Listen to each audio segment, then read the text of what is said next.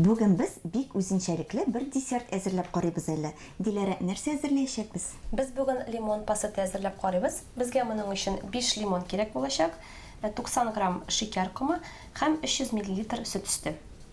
Иң беренче чиратта 3 лимонны алабыз да һәм 2гә бүләбез. Шуннан соң аларның эчлеген алып куябыз.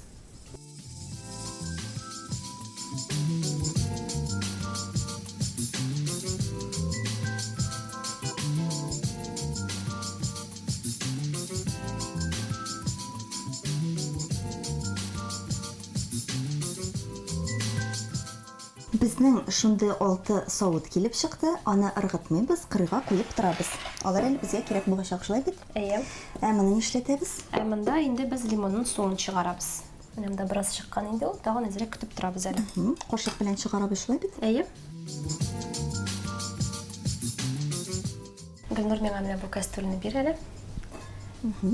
Без хәзер аңа сөт өсте, лимон суы һәм шикәр салачакбыз. Һәм бу сокны истибез шулай бит? Әйе.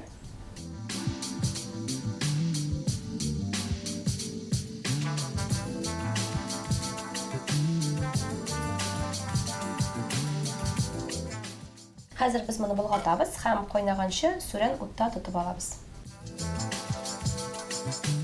Мин хәзер кыргыч аша лимон цедрсын ясыйм. Безгә моның өчен 2 лимон кирәк булачак.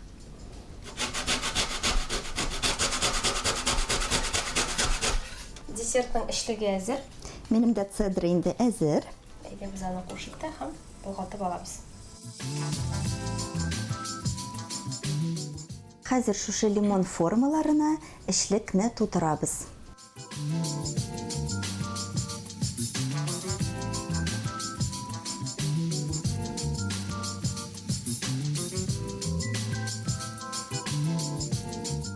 Хәзер без үзебезнең десертны 1-3 сәгатькә суыткычка алып куябыз. Килеп чыккан десертларны бүтнек яфраклары белән, төрле җимешләр белән, җиләкләр белән һәм чәчәкләр белән бизи алабыз. Безнең лимон пасты әзер. Әйдәгез, авыз итеп карыйк. Әйдә. Так.